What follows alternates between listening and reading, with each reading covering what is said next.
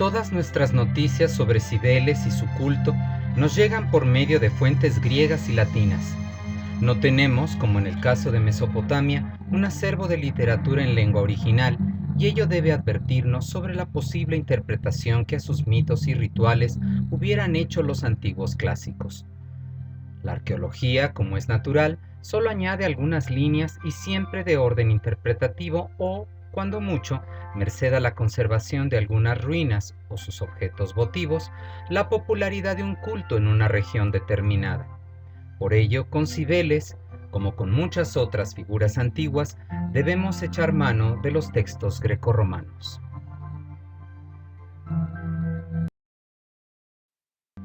Las relaciones con los territorios asiáticos, principalmente frigios y lirios, fue algo común en la Grecia de los siglos VII a VI a.C., pero con las guerras médicas la situación se modificó y Atenas en particular exaltó su independencia y autoctonía, alejándose de los conceptos, ideas y sentidos religiosos que recordaban a los helenos su dependencia para con el Oriente.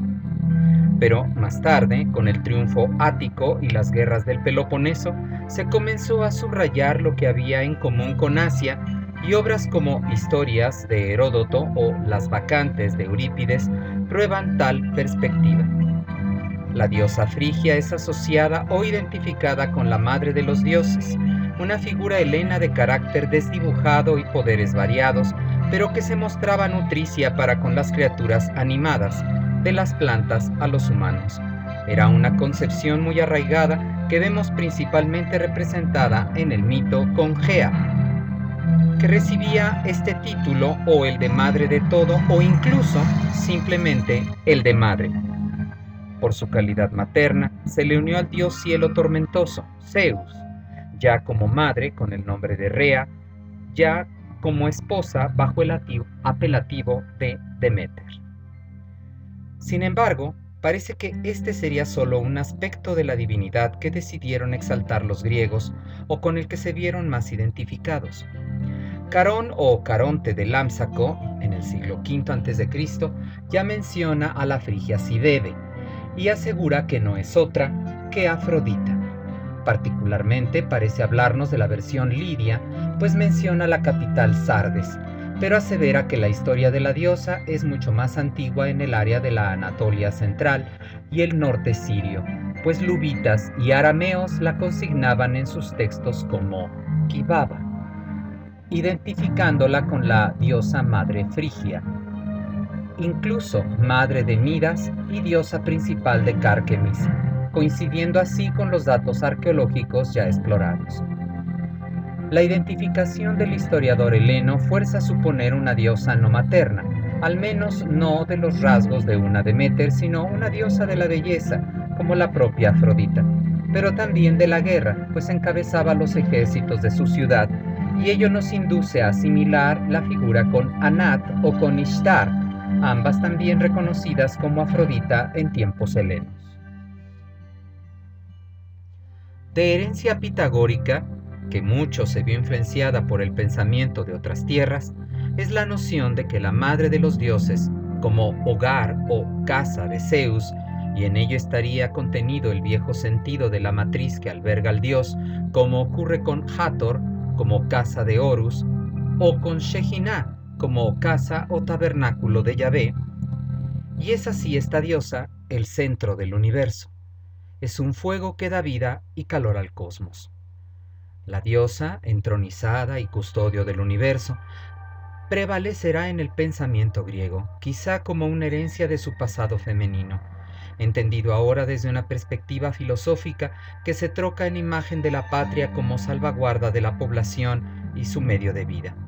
Por ello, Mark Moon supone que allí está la base de que en el centro del ágora ateniense estuviera un templo a la madre de los dioses, sitio de custodio y resguardo de las leyes y documentos más importantes de la polis. Si bien el investigador se cuestiona sobre el sentido religioso de un templo sin sacerdotes y reniega de una decisiva influencia pitagórica que lograra la veneración posterior, por lo que considera sigue siendo un enigma.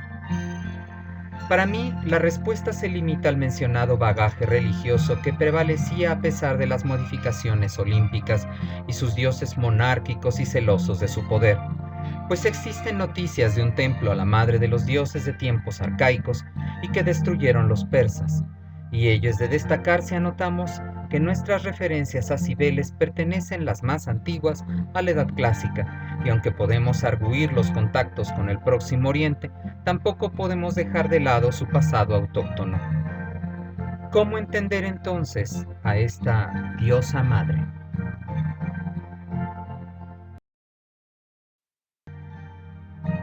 Ya existen algunos detalles del mito de Cibeles en Heródoto, pero sin duda son los autores tardíos quienes nos ofrecen tal vez las versiones más fidedignas y provenientes de Oriente.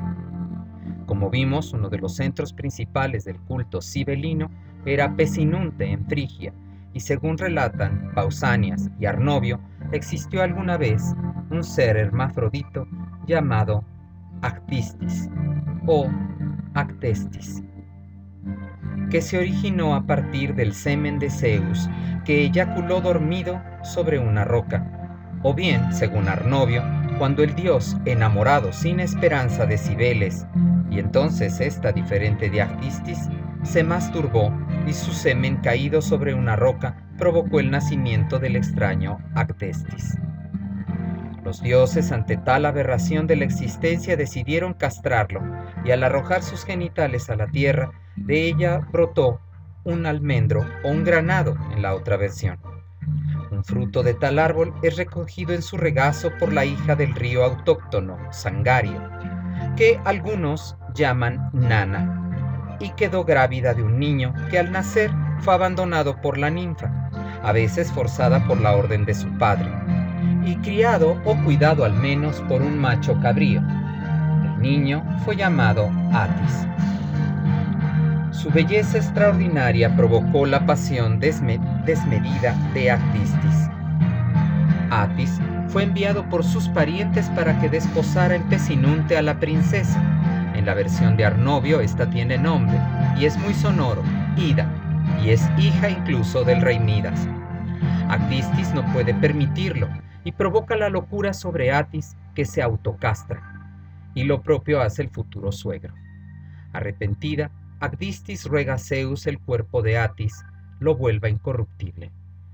La variante mencionada por Arnovio sí incluye a Cibeles, que, enamorada o al menos devota del joven, lo disputa a la bisexual Actestis, quien decide enloquecer al muchacho para que así se emascule, y muere éste finalmente desangrado junto a un pino. Cibeles entierra los órganos genitales del muchacho y luego del suicidio de Ida también lo hace con el cuerpo de ésta, de cuya tumba brota un almendro. A ruegos de Actestis, Zeus hace incorruptible el cuerpo de Atis y que su dedo meñique sea movible.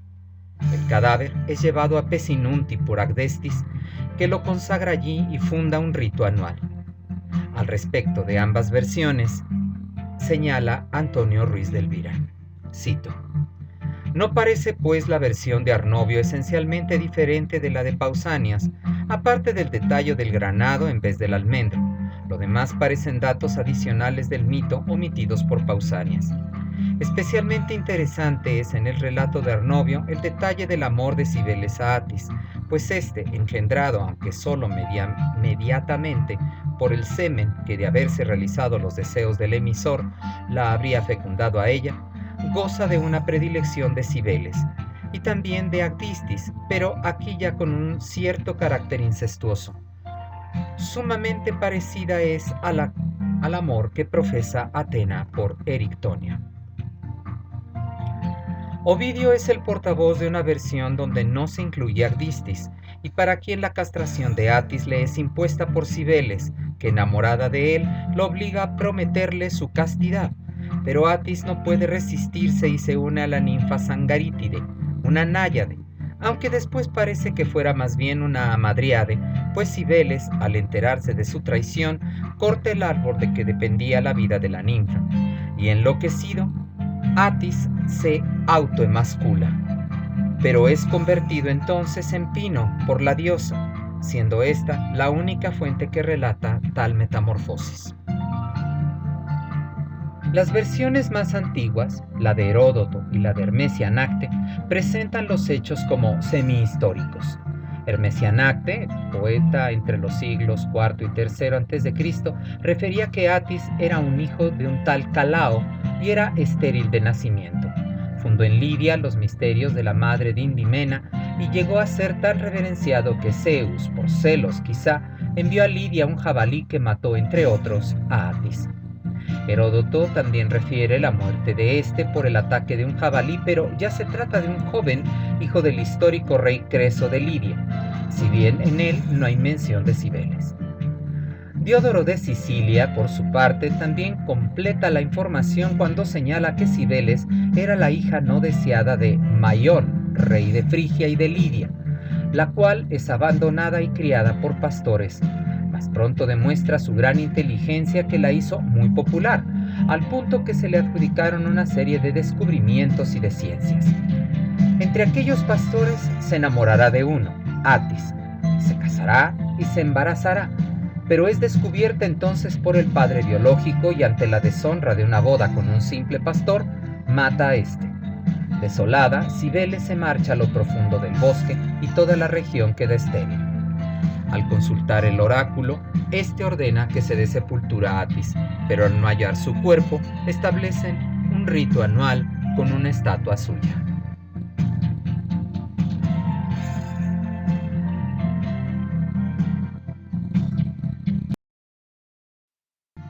Todos estos mitos, a pesar de su parecido que podríamos sintetizar en la idea de una frustración sexual que lleva a la esterilidad, no responde como pretendían los antiguos investigadores al consabido cuadro del dios que muere y renace, merced a la diosa que lo ampara, pues como señala claramente Maarten Vermaseren, Atis no resucita, tan solo se celebra anualmente su pérdida. Atis, según se coliga de las fuentes griegas, no fue una entidad importante más allá del culto, aunque quizá sí entendida como una figura divina. Con todo, hay ecos de mitos conocidos. El pastor amado por la diosa y castigado después por su desobediencia, por ejemplo. Empero, no bastan para entender el mito de Atis y Cibeles como parte de los antes estudiados con la diosa oriental, al menos no desde las fuentes conservadas, y menos para sustentar el nombre madre para una diosa que se mira muy poco maternal en sus acciones.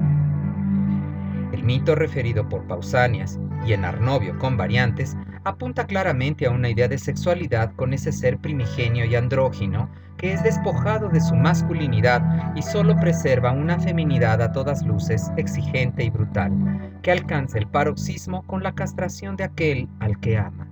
El miedo ancestral que refleja el mito de Atis y del que hace buena referencia, como mencioné antes, el poeta Catulo. La presencia de Cibeles, al menos en la versión de Arnovio, pareciera que vadea entre la madre protectora y la amada, pero con un rostro menos inquisitivo que la figura de Actistis.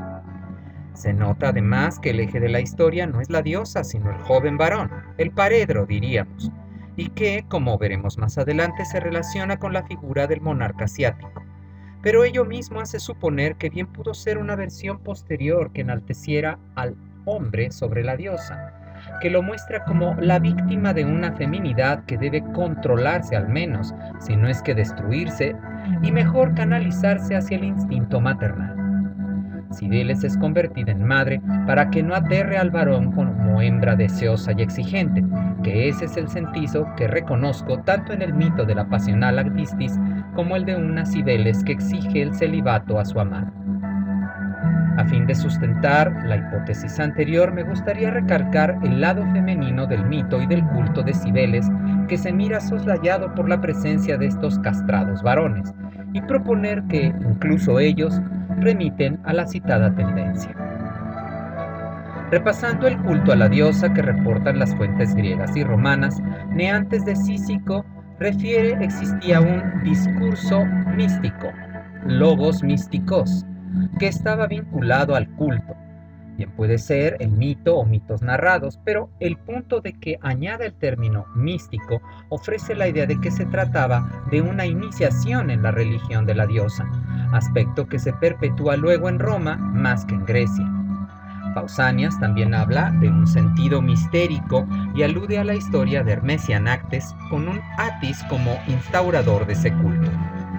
Nicandro de Colefón y el Escolio a su texto refieren que en las montañas de Lobina en Cícico, Atis era adorada en las cuevas donde los fieles de la diosa ofrendaban sus testículos, pues en esa montaña la deidad había enterrado los pertenecientes a Atis y los frigios lo veneraban en primavera.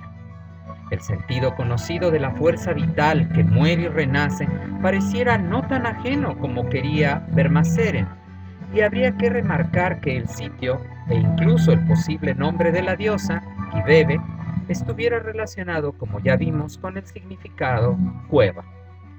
Pareciera aludir entonces a la diosa y ser, como señalaba, su matriz generadora de todo, y permitirnos referir a lo que ya muchas veces se ha señalado de las diosas históricas como herederas del concepto prehistórico de la fertilidad estacional aunada a la fertilidad humana y a la supervivencia del grupo, ya sea la tribu primitiva o la ciudad histórica.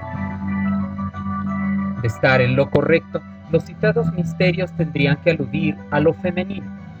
Ya mencionaba que lo poco que sabemos sobre su culto vinculaba a la diosa con los manantiales y las cuevas de las montañas, ambos símbolos femeninos de la citada fertilidad.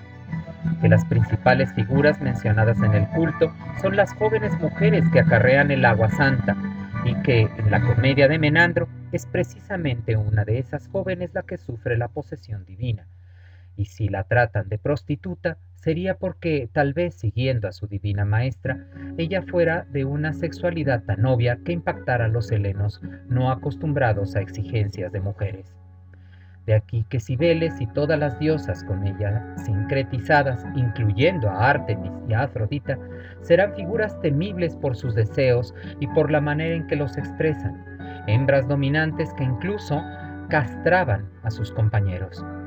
Sin embargo, esa hembra dominadora que se reconoce en los mitos de muchas mujeres asiánicas, de Omphale a Aspasia, puede que tenga un antecedente real en las sacerdotisas reinas como Eneduana y Pudujepa, y por ello podamos reconocer que los eunucos no fueran los pobres hombres desvirilizados de las fuentes grecolatinas, sino aquellos que, para obtener ese poder soberano, se feminizaron voluntariamente para acercarse a la diosa, ya como devotos, ya como suplentes de sus originarias sacerdotisas.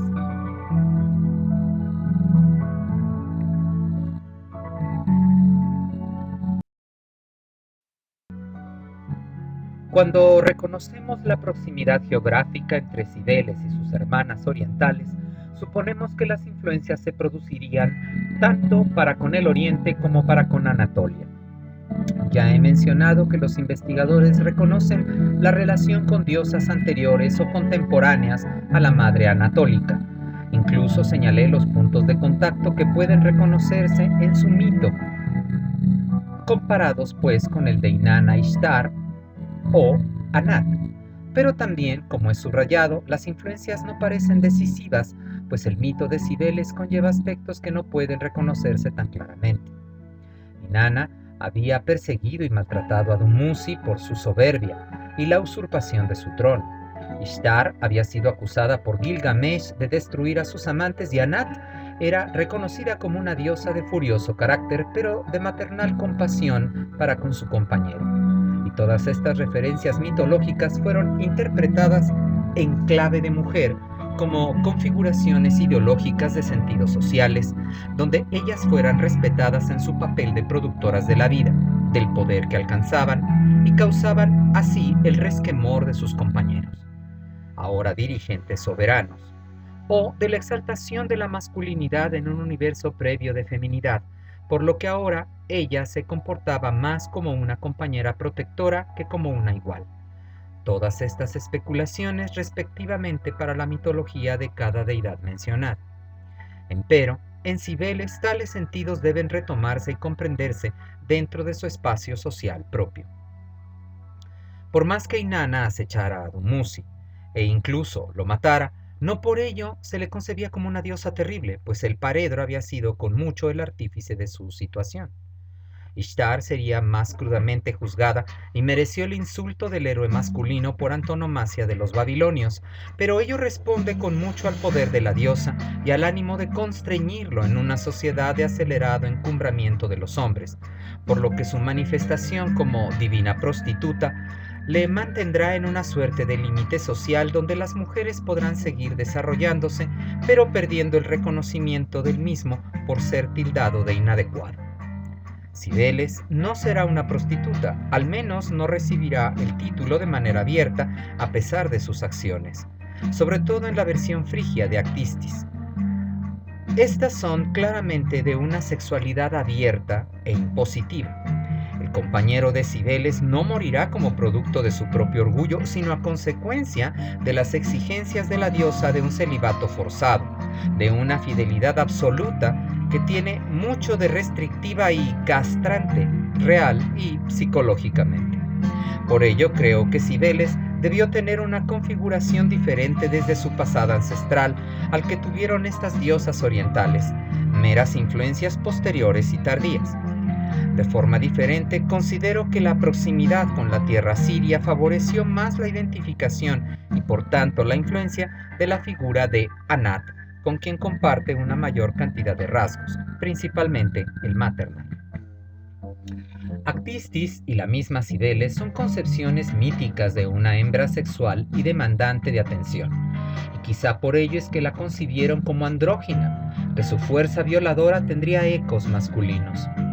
Este me parece un aspecto concreto que reconocemos no solo en los mitos de su imposición sobre el celibato o castidad de sus amados, sino también en las leyendas de figuras incluso históricas, una especie de rasgo mítico que los griegos y luego los romanos adjudicaron a esas mujeres minoroasiáticas, donde su belleza, su inteligencia se conjuntaban para alcanzarles el poder. No puedo detenerme mucho en este aspecto, pero creo que vale la pena mencionar a Artemisa de Halicarnaso, que incluso utilizando el recurso de la regencia gobernó por sí misma, de Aspasia de Mileto, esa ciudad jonia con una obla influencia anatolia, cuyo influencia a su vez sobre la propia mujer terminó en la del hombre de estado más notorio de la historia griega. Fue tal así que Aspasia se vio agredida en su vida y en su fama posterior. Así está también Aspasia de Milto, de la que habla Plutarco, o de esa Pantia que fue amada de Ciro el Grande. Bajo la perspectiva de su estudio, y que retomaré en un momento, Mark Moon califica a todas estas mujeres como la típica concubina Anatolia, y estoy de acuerdo, pero solo en sentido de que tales mujeres, ya de tiempos de dominación masculina, habían conservado el antiguo poder de la diosa y sus representantes, mismo que ya había sido usurpado por el soberano, quien incluso las había despojado del nombre de reina sacerdotisa, del que todavía disfrutaban así las soberanas hititas. El rey de tiempos antiguos, el heredero del consorte de la diosa que lo entronizaba, había cedido su lugar a un soberano impositivo, el tirano. Pero no me adelanto, pues primero es menester perfilar mejor el carácter de la diosa y de su imagen en el mundo, la reina. Cibeles y sus hermanas Anatolias parecen así la mejor forma de la gran diosa que no necesariamente de la gran madre, aunque como vimos en este y en el otro curso, no son necesariamente dos figuras contrarias, mientras no se encasille la figura materna con las características con las que el patriarcado la ha limitado. En la sexualidad de Cibeles creo reconocer un rasgo de feminidad harto interesante, uno que no la separa de su concepción como madre y que inmiscuye a su hijo de una forma que habría que estudiar más a profundidad con ese Zeus que la desea al punto de masturbarse, verdadero atisbo edípico, pero que puede no ser un mero conflicto psicológico. Para entenderlo así, hay que retomar la figura prístina del paredro de Cibeles, Atis.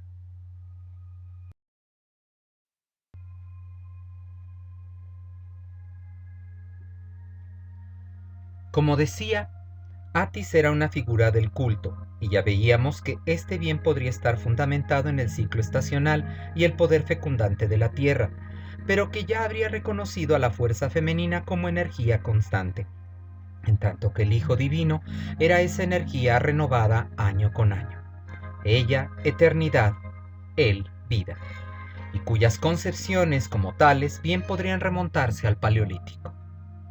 Atis, el joven vigoroso, no tiene una contraparte madura que pueda envejecer en el invierno. Solo es la fuerza perenne de la primavera que muere al acercarse el invierno. Está más cerca del Adonis sirio-heleno que del Dumuz y Tamuz del Próximo Oriente. Por ello, es casi un niño, que incluso como tal lo representarán después griegos y romanos. Y es por ello igualmente que se le castrará, que será como un niño que no alcance la madurez simbolizada en sus testículos, que pierde por no saber conservarlos al serle fiel a la fuerza femenina. El pecado de Atis es la infidelidad, uno que el ambiente masculino patriarcal enarboló como una virtud deseable de un verdadero hombre. Atis será el niño divino, nunca el héroe, ni mucho menos el rey, que sí podemos reconocer en figuras como Dumuzi, Tamuz o Gilgamesh, e incluso en dioses como Marduk, los primeros usurpando el poder de la diosa, el otro despreciándola y el último incluso matándola. Atis queda siempre subordinado a Cibeles, como posiblemente ocurriría en las primitivas sociedades anatolias, y de allí las leyendas sobre esos reinos ginecocráticos como el de Lidia, que los griegos concebirán como antiguos reinos amazónicos.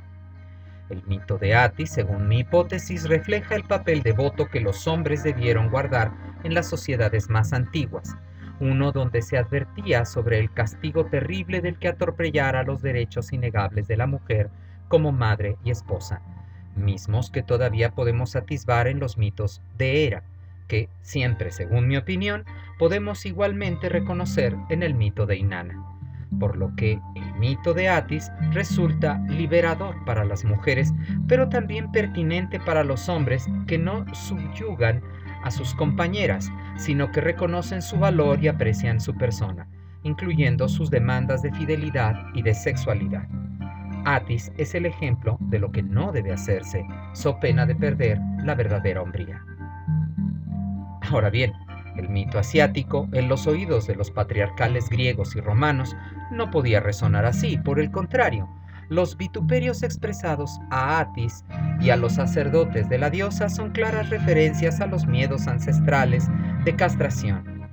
Léase de libertad sexual a despecho de toda regla amorosa o legal, pues el matrimonio siempre ha contemplado la fidelidad femenina en aras de una legitimidad de la descendencia, pero nunca la masculina. Para los griegos, estos hombres eran gemícelis, medio hembras. Para los romanos, semiguires, semimares, es decir, semihombres, semimachos. Y ello aterra al poeta Catulo, él siempre tan macho. De considerarse esta teoría como posible, ello forzaría a repensar igualmente el papel de los metragirtes o gali, los sacerdotes eunucos de la diosa Cibeles.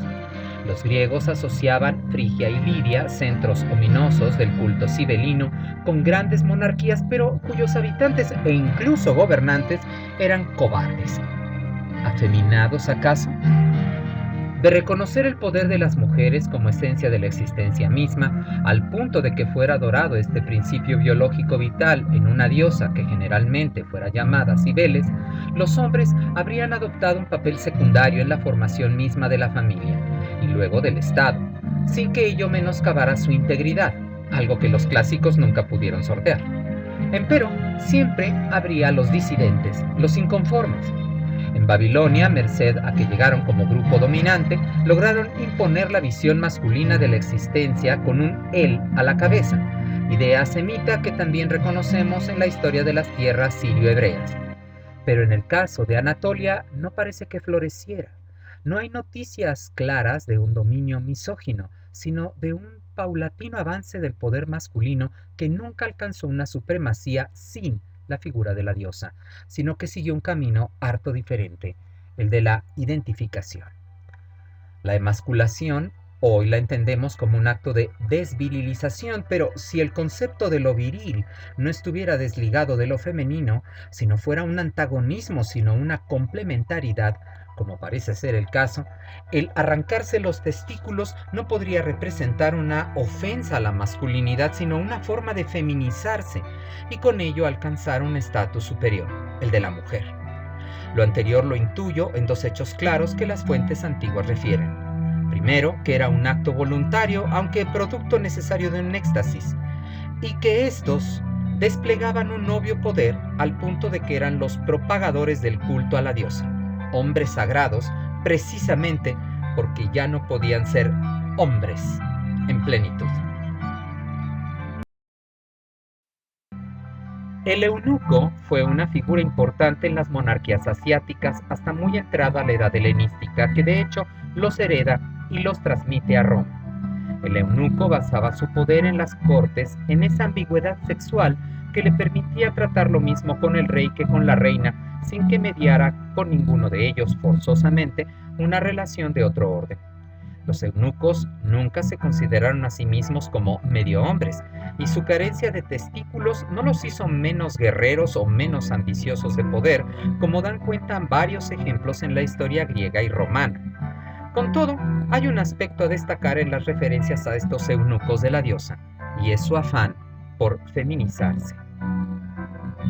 Los metragirtes, o gali, como los llamaron los latinos, relacionaban su emasculación con una transformación en mujer, incluyendo un transvestismo que incluía el uso de prendas femeninas, adornos y largas cabelleras, esgrimiendo una actitud abiertamente de mujer.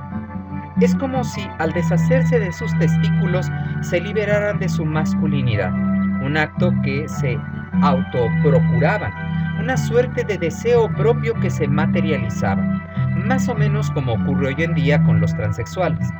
Yo considero que estos hombres escogían ser mujeres y era merced a la intervención de la diosa, algo que el dios nunca habría tolerado, pues sería alejarse de su esencia divina preponderante. Incluso, en una visión más profemenina y en consonancia con el mito de Atis, la renuncia de los sacerdotes a su virilidad sería olvidar la lujuria masculina en aras de fundirse con el supremo poder de la diosa.